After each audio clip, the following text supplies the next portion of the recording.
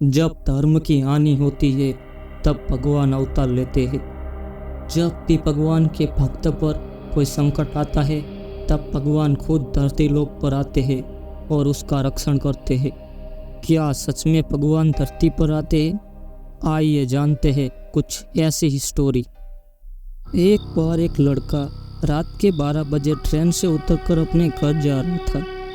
रास्ता एकदम सुनसान और भयानक था। अब रात के 12 बज गए थे तो ना तो उसे बस मिल रही थी और ना ही टैक्सी। घर सिर्फ 1 किलोमीटर की दूरी पर था। उसने सोचा क्यों ना पैदल ही चले जाए। घर की तरफ पैदल चलते ही उसने देखा कि कोई आदमी पीछा कर रहा है। ये देखकर वो घबरा गया और बहुत जल्दी अपने घर को चलने लगा। जब वो फिर से पीछे मुड़ा तो उसने देखा कि वो आदमी उसके एकदम क्लोज जा रहा है और उसके पास चप्पू है। वो लड़का बहुत डर गया और डर के श्री कृष्ण और बलराम को याद करने लगा। कुछ देर बाद जब वो घर के एकदम पास पहुंच गया तो उसने पीछे मुड़ के देखा तो वो आदमी अब उसका पीछा नहीं कर रहा था। ये देखकर उसे बड़ी राहत मिली और वो घर को चला गया।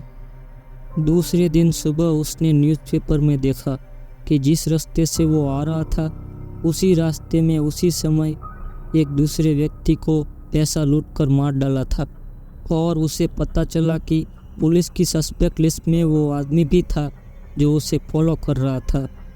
यह सुनकर वो शॉक रह गया।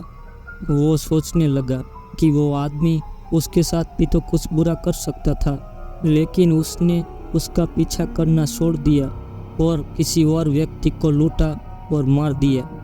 जब पुलिस ने उस आरोपी की पहचान करने के लिए पुलिस स्टेशन बुलाया तब उसने उसकी पहचान करने के बाद उस आदमी से पूछा कि तुम मेरा पीछा कर रहे थे, अगर तुम चाहते तो मेरे साथ भी ऐसा कर सकते थे, लेकिन तुमने ऐसा नहीं किया और किसी कारणवश मेरा पीछा करना भी छोड़ दिया और किसी और व्यक्ति के साथ ऐसा किया। ऐसा क्यों किया तुमने? तब वो आदमी बोला कि हाँ, तुमने सही कहा, मैं तुम्हारे पीछे आ रहा था, लेकिन तुम अकेले नहीं थे।